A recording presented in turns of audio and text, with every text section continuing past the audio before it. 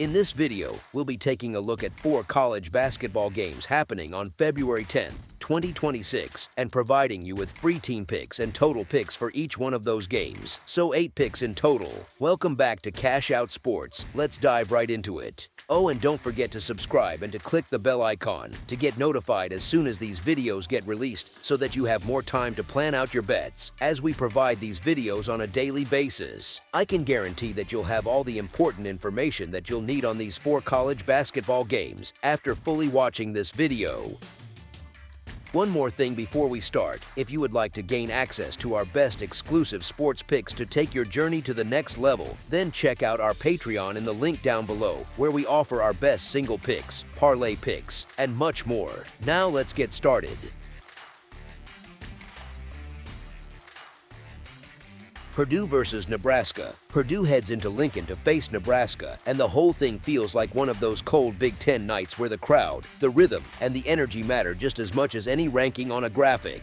Nebraska is not just a cute feel-good story this season. They sit at 21-2 overall, 10-2 in the Big Ten, and 12-1 at home, coming off a year where they set a program record with 18 home wins and a perfect 10-0 conference mark in this same building that everyone calls the Vault. According to the numbers on sites like Sports Reference, they score around 80 points a game, but the real backbone is a top 25 type defense that holds opponents to roughly 66, and that mix fits the personality of the arena almost perfectly. This is not the old version of Nebraska that needed wild track meets. This group under Fred Hoiberg is comfortable switching actions, grinding possessions down, and forcing you to live in late clock situations where everything feels a little tighter and more stressful. Honestly, that kind of profile is exactly what you want when a heavy-hitting offense walks into your gym. On the other side, Purdue arrives with a 19-4 record, 9-3 in league play, 5-2 away from home, and one of the most efficient attacks anywhere, sitting in that national top tier on offense while putting up about 83 points per night. They lean on the shot-making and playmaking of Braden Smith, Trey Kaufman-Renn, Fletcher Loyer, and a deep front-court rotation that can punish any lazy defense that shows up.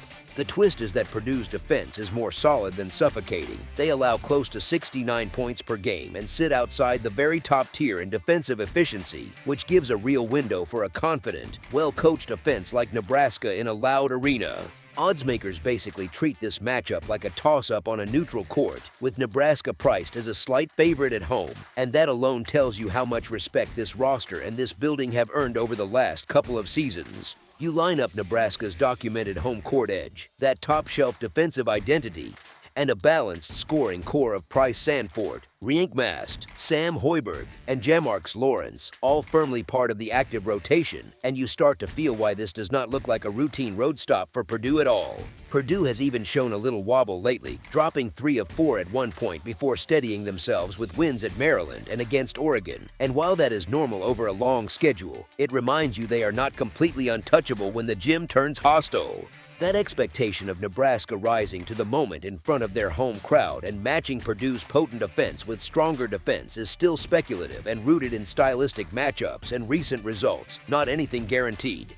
When you fold in how Nebraska has handled non-elite visitors in this arena and how their spacing, three-point volume, and ball security can slowly squeeze mistakes out of opponents over 40 minutes, it becomes pretty natural to lean one way against the spread once the ball is tipped. As our first pick for this matchup, the Nebraska Cornhuskers to cover the spread as favorites is our full game side pick.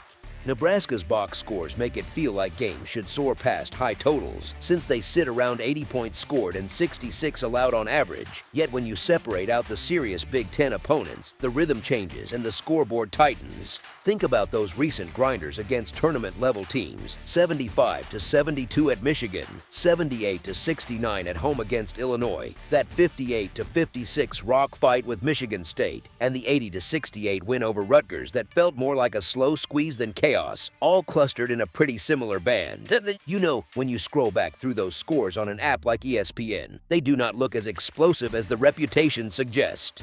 Purdue shows a similar pattern. Their average of roughly 83 points per game comes from efficient execution rather than frantic pace, and once the schedule toughened up, a lot of their contests settled into a calmer, more controlled style. Scores like 69-64 at USC, 67-69 at UCLA, 82-88 against Illinois, 67-72 at Indiana, 93-63 at Maryland.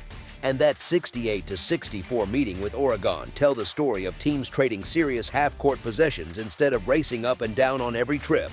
Layer in the setting here, a February Big Ten spotlight game in a building that prides itself on defense and detail, with both sides caring a lot about tournament seeding and league position, and the natural instinct is to be a bit more careful with tempo. Fred Hoiberg and Matt Painter have both shown over the years that when the stakes climb, they are happy to shorten rotations, slow down the substitution patterns, and live in a half-court world, and that usually trims away a few extra possessions. Nebraska's depth situation nudges in that same direction. Connor Essegian is done for the season with a right ankle issue, and forwards Ugnias Jarosavicius, Henry Burt, and Leo Curtis are all listed as out, so the Huskers lean even harder on that main group of Hoiberg, Sanford, Mast, and Lawrence, which naturally keeps things a bit more measured as minutes stack up. Braden Frager being day-to-day with an ankle sprain fits the picture too, because Nebraska has already proven it can keep the defensive structure and spacing without forcing him into a heavy load, and that kind of caution usually lines up with a steadier pace. On Purdue's side, the key pieces like Smith, Lawyer, Kaufman-Wren, and big man Oscar Clough do not show up with any fresh injury tags on recent reports, so their usual offensive ceiling is available, but even that has been expressed more through deliberate execution than constant breakneck speed. All of this blends into a game script where both teams respect the other's firepower, build a wall in transition, and try to win those 4-minute segments coaches obsess over, which makes the whole thing feel more like a tense chess match than a loose pickup run. That view of a slightly slower, more deliberate game, with both defenses winning just enough possessions to tug the total down a bit, is still a projection based on this season's data and coaching habits, not a locked-in outcome. So when the market leans toward a fairly high-scoring expectation and the biggest statement games for these teams have so often finished in a more modest range once you throw out the early bye games, it gently nudges the expectation in one clear direction for how many points we actually see. As our second pick for this matchup, under the projected total is our full game total pick. North Carolina versus Miami, Florida. The scene is Coral Gables on a warm night, a tight little arena with close to 8,000 people pressed around the court and two big brands walking into a game that feels much bigger than a normal Tuesday. The visiting side brings that blue blood aura, fresh off an emotional win over their oldest rival, complete with a chaotic court moment that had everyone talking and replaying clips. That kind of win sticks in your head, and sometimes it lingers in your legs too, especially when you move from a huge national spotlight to a road game where the building is smaller but the energy is a little more personal. The visiting team has shown all season that the offense can score in bunches and that the rotation has real depth, which lets them push the pace and keep pressure on for long stretches. The flip side is that their defense has not always kept up, and there have been nights where they built big cushions, only to let opponents creep back in with open looks and cleaner drives than a top-tier group usually allows. On their home floor, they have looked powerful, but once they leave that comfort zone, the record turns far more ordinary, and the gaps on the defensive end feel a little easier to expose. The home side brings a very different kind of momentum. They have built a strong identity in their own building, stacking home wins and turning that space into a loud, almost claustrophobic environment where opponents rarely feel settled. Their style is built around offense too, but it looks more like a group that loves rhythm and flow, sharing the ball, hunting good shots, and letting the crowd swell behind every made three or transition finish. That plays perfectly against a visiting defense that can be a fraction late on closeouts or a step slow when asked to guard through multiple actions. Honestly, what makes this matchup so fun is how much the brand names and the actual numbers tug in opposite directions. On paper, people see a traditional powerhouse and expect control, yet the advanced side of things tells you these squads sit pretty close together in terms of efficiency. Both offenses rate near the top, both can push the tempo, and neither team looks like some defensive lockdown machine that smothers you for 40 minutes. When you set that against the home and road split, the travel, and the emotional come-down spot for a team coming off an intense rivalry victory, that slight edge starts to slide toward the guys wearing the home colors. The betting market treats this game almost like a coin flip, nudging the line around by small ticks, sometimes giving the home team a tiny bit of cushion and sometimes flipping it. In a setup like that, where the overall quality is close and the home court has been a real weapon, taking the side with the crowd at its back and any available points feels like the sharper, if slightly uncomfortable, choice. As our first pick for this matchup, the Miami Hurricanes to cover the spread whenever you can grab them as short underdogs is our full game side pick. Both teams spend their nights near the top of the charts on offense, living in that territory where 80 points or more does not feel like a special occasion, just a normal box score. Their games tend to land in that zone where you add up what they usually score and what they usually give up, and suddenly that big pregame number starts to look a lot more realistic. This is not a matchup of two messy, out-of-control groups just flinging shots and hoping something falls. It is more like watching two polished offenses that understand spacing, use modern concepts, and keep the ball moving so that one decent look bleeds into another, and then into another. They do not often sit on long, painful droughts where nothing goes in and everyone looks stuck. Instead, you get quick answers, mini runs, and a rhythm that feels almost like an NBA-style game for stretches. The visiting squad has been praised even by its own followers for how far the offense and the bench production have come. At the same time, the defense still gets circled as the part that needs to catch up, which is exactly the kind of mix that fuels higher scoring games. You get extra possessions off misses, sure, but you also get plenty of clean looks if rotations are a bit loose or communication is half a beat late. The hosts, for their part, are perfectly happy to trade baskets when they are at home, and you can almost feel the players feed off that back and forth when the crowd senses a shootout. Injuries play into this, but not in a way that really drags the total down. Key absences for the home side have already been baked into who they are right now, so this version of the team is the one that has been putting up points and allowing points for weeks. The visitors have a couple of rotation guys on the report with tags like probable or questionable, but nothing that fundamentally rewrites the way they attack or how free-flowing their style looks. So you are mostly projecting game flow, not a sudden drop in quality. Now picture how the final minutes usually go when two teams that can score stay relatively close on the scoreboard. You get quick possessions instead of slow, grinding ones. You get late shot clock pull-ups. You get coaches trading timeouts. And, if it remains tight, you also get the familiar parade to the foul line. Those last 2 or 3 minutes often decide whether a high total number sneaks over or stops short. And with these two offenses, it is easy to imagine those extra trips pushing things higher than people expect. So while a big number on a college board can feel a little scary at first glance, this particular matchup with these styles in this building makes a strong case that we see a game that looks more like a track meet than a grind. As our second pick for this matchup, over the projected total is our full game total pick. Wisconsin versus Illinois. This one does not really feel like a random midweek game. It feels like a chance for one program to plant a flag in front of its own crowd.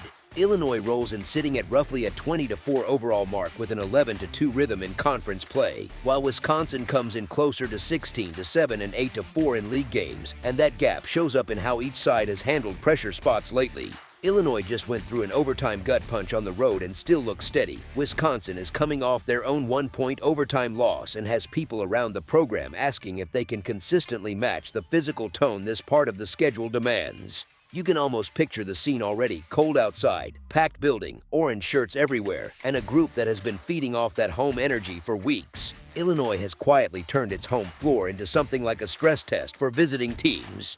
Look at how those scores stack up in recent games in Champaign: 81-55 over Rutgers, 77-67 over Minnesota, 89-70 over Maryland, 75-66 over Washington, 84-44 over Northwestern. The pattern keeps repeating. The game might hang around for a bit, then Illinois starts to squeeze, the defense tightens, the glass belongs to them, and the other team spends the last few minutes trying to just get to a respectable number. It is not about one hot shooting night. It is about a style where they can keep playing their game and trust that their size, energy, and depth will drag the scoreline where they want it to go. On a possession-by-possession level, Illinois plays with the kind of efficiency that makes coaches smile and opponents groan. The offense is tracking near the very top nationally in points per 100 possessions, living somewhere in that mid-120s zone, and they pair that with allowing only the high 60s in points per game. That is the sort of profile that gives you margin for error, because they do not need to be perfect from three or live at the free throw line to pull away. Wisconsin, on the other side, can absolutely score. Their average sits in the low 80s, but opponents are finding close to the mid-70s against them, and their defense trends much closer to middle of the pack. Honestly, that is where the concern starts to creep in, because when a defense that has been questioned for its physical edge runs into a team that actually leans into contact, owns the boards, and loves the dirty work, you get a stylistic clash that does not favor the softer side. From a health and roster standpoint, Illinois has its main rotation intact, with the notable exception of a reserve big sideline for the season, which trims a little bit of depth but does not take away the pieces that drive the offense and the rebounding. The core guards and wings are logging big minutes and handling that responsibility well. Wisconsin, for its part, still has its key scorers available, the primary creators and shooters who carry most of their offensive load, and there have been no major surprises on that front heading into this matchup. So you are really looking at two teams near full strength, where the edge comes less from who is missing and more from how these groups actually function on the floor. Market performance tells a similar story. Illinois has been friendly to bettors more often than not, sitting around a 15-9 mark against the number, and they have been slightly profitable even when laying healthy favorites, which is not easy to sustain. Wisconsin is sitting closer to 11-12 against the spread, hovering in that uncomfortable zone where talent is there but consistency and covering is not guaranteed. There is also that little human piece where Illinois dropped the last meeting in ugly fashion, a 95-74 result that sticks in the memory of both players and fans. And games like that do not just vanish, they show up as extra noise in the huddle when things start to get chippy. Put all of that together, the home court edge, the more trustworthy defense, the offensive ceiling, and the motivation factor, and the picture of which side is more likely to stretch the margin into comfortable territory becomes pretty clear. As our first pick for this matchup, the Illinois Fighting Illini to cover the spread as favorites is our full game side pick. Illinois is averaging in the mid-80s in scoring, Wisconsin is in the low 80s, and just stacking those figures can make this game look like it is preloaded for pure fireworks. At first glance, it feels like one of those track meets where the scoreboard operator might get more of a workout than the players. Here is the thing, when you check how these games in Champaign have actually flowed, the vibe shifts a bit. Recent home results for Illinois tell a quieter tale than the overall scoring averages suggest. That 81-55 against Rutgers, the 77-67 against Minnesota, the 75-66 against Washington, the 84-44 against Northwestern, those totals are more controlled than explosive. Even the 89-70 game against Maryland, which is one of the more up-tempo outcomes, is sitting in a range that feels big but not wild. There is a steady theme where Illinois can still hit or flirt with 80, but the opponent gets held down into the 60s or low 70s, and that drags the combined number to a place that is exciting but not completely unhinged. For a neutral fan, it might not sound as glamorous as a full-on shootout, but for anyone who watches Big Ten basketball in February, it feels very familiar. Wisconsin brings its own scoring personality to the table, and that is important for the total. They have been talked about in terms of a magic number around 80 points, with their best game showing up when they clear that mark and their tougher nights coming when opponents stick them in the 70s or below.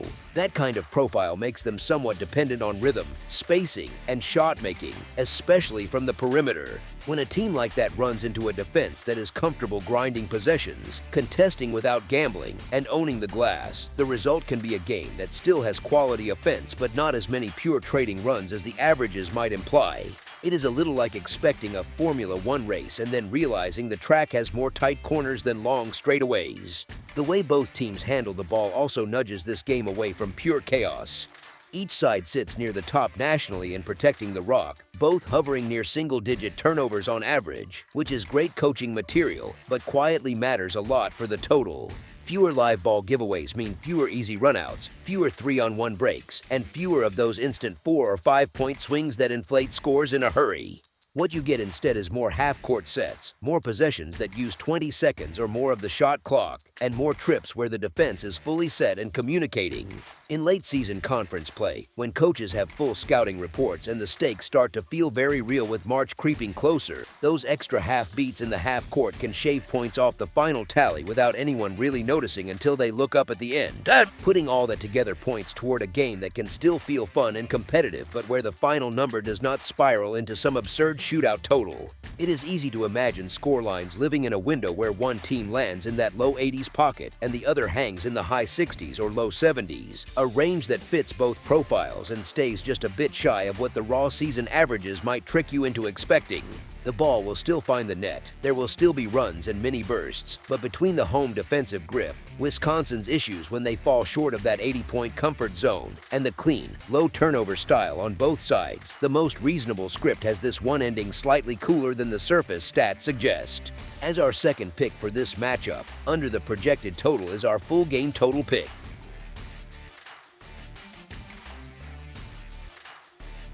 Houston versus Utah. Houston walking into Salt Lake City feels like the classic heavyweight stepping into a tricky backyard fight. The resume looks shiny, the opponent looks wounded, but the setting is everything. This is a group sitting at 21-2, sitting inside the top handful of teams in the country, and built on that familiar Kelvin Sampson identity where defense, toughness, and possession control come first and style points come way later. They squeeze opponents, they hound ball handlers, they live near the top of the charts in steals and taking care of the ball. And on most nights, they calmly win that math battle where you simply get more clean chances than the other guy. The thing is, this is not happening on a neutral floor or in some quiet early season ballroom. This is the second straight high-altitude road stop, coming right after a physical night against BYU, and now the Cougars have to deal with the John M. Huntsman Center, where the air gets thinner, the legs get heavier, and the crowd can turn a regular game into a small storm. Utah might look ordinary at first glance with a record that sits well below Houston's level, but the home and road split tells a very different story, almost like two separate teams living in the same schedule. At home, they have stacked solid results and shown a real spine. On the road, they have taken their lumps, and that matters when we are talking about a big underdog number rather than just who wins outright. Recent games show Utah losing, sure, but not folding. Trips to places like Kansas and BYU and matchups with other Big 12 brands have mostly ended with respectable margins, often inside the kind of cushion we are dealing with here, which is exactly what you care about when you are holding the points ticket instead of the money line. They have had single-digit losses, frustrating double-digit losses that were competitive deep into the second half, and the sort of late-game slides that hurt the win column but still quietly cash spread tickets. It is that very specific profile, feisty but flawed, that tends to make odds makers hang some big numbers and gives underdog backers a little grin. Roster-wise, this is not some emergency version of either team. Houston is missing Cordell Jefferson and Bryce Jackson, both long-term absences that the market has baked in for a while, but the core group that just handled business at BYU is intact, from the attacking guards to the strong, active front line. They know who they are, the rotation is settled, and nothing about this particular night suggests a sudden drop-off in quality. Utah, on the other hand, is missing Lucas Langarita, Jacob Patrick, and Babacar Faye, so those losses are real, but the main scoring options and primary size pieces are still ready, and Obamate Abbey returning to the mix adds one more capable guard body to throw at this challenge. So even as an underdog, Utah is not limping into this one with a skeleton crew. They are more like that stubborn home team that has just enough weapons to keep swinging for 2 hours. Emotionally, there is a little fire built into this spot.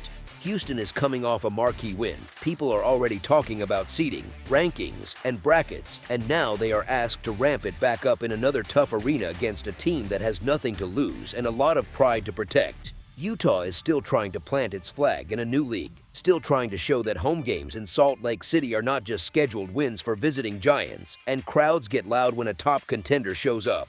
That kind of energy does not erase the gap in talent, but it absolutely helps a big underdog hang around, steal a few runs, and keep the scoreboard within shouting distance long enough to make every late possession matter. In a game that sets up that way, where the favorite might control the story but still has to work all night, the value leans toward the team sitting on the large cushion rather than the one trying to blow the doors off from start to finish. As our first pick for this matchup, the Utah Utes to cover the spread as underdogs is our full game side pick. Houston brings the identity of a team that is comfortable playing in tighter, more controlled games, with point totals that often sit in a reasonable middle range rather than in track meet territory. They guard, they rebound, they slow your rhythm just enough, and over the course of the season their results have leaned toward disciplined, structured basketball. Utah, though, has lived a very different life. Their games have often turned into long, loose shootouts where both teams find plenty of possessions and plenty of chances to see the ball go through the net. Season numbers tell that story pretty cleanly. Houston tends to score somewhere around the high 70s while allowing opponents in the low 60s, which creates a steady, balanced total profile that fits how they like to play. Utah lives in a much noisier neighborhood, regularly giving up around 80 while also scoring close to that themselves, so their game logs pile up totals that climb higher and higher. They have stacked more overs than unders this year, which is not some random fluke. It fits a group that can score, struggles to string together stops, and often ends up playing at a tempo that is faster than their coaches might prefer. Recent form adds another layer. Houston's latest stretch has included a couple of games that stayed relatively modest on the scoreboard, but also a few that climbed into very healthy scoring territory when the opponent had enough firepower to answer their punches. Road games especially have shown a tendency to stretch out a bit when the environment gets wild and the other team lands shots in front of their home crowd. Utah's recent outings keep reinforcing that theme of volatility, plenty of games landing with totals that most people would describe as high scoring, especially when their offense gets comfortable from three or forces more possessions through pace and quick shots. Stylistically, the matchup feeds scoring in some sneaky ways. Houston's defense is elite, but part of that is built on generating live ball turnovers, jumping passing lanes, and turning steals into fast breaks. That kind of approach does not always create slow, grinded-out basketball. It often leads to easy buckets in transition on one end and rushed, panicked responses on the other. Utah, for their part, has had real trouble keeping opponents out of the lane and off the glass, and Houston happens to be very good at attacking those exact pressure points, especially with their ability to chase offensive rebounds and finish through contact. More shots at the rim, more free throw trips, and more scramble situations usually tilt totals higher rather than lower. There is also the little twist of the altitude and fatigue factor. In the second half of games in Salt Lake City, legs can get heavy, closeouts get a step slower, fouls come a bit more often, and offenses find themselves living at the stripe. Houston is comfortable in that environment because they are a strong free throw shooting team, and that means late game situations where the favorite is protecting a lead can still pile points onto the total instead of shutting things down completely. Utah has shown enough scoring punch to keep answering, especially at home, and that back and forth rhythm tends to keep the scoreboard ticking even when one side is clearly stronger overall. So the most likely shape of this contest looks like one where both teams get into respectable scoring ranges, with Houston pushing into a solid output and Utah doing enough on their home floor to keep the pace and the combined total in a healthier, more entertaining zone rather than a super low defensive slog. As our second pick for this matchup, over the projected total is our full game total pick. That's all for now, so if you have any other games you would like reviewed, then leave a comment down below with the game you would like analyzed, subscribe to our channel, leave a like on this video, and we'll get to it as soon as we possibly can. We would also love to hear your opinion on the picks presented to you in this video, whether you agree or disagree with them, so leave a comment down below and do let us know.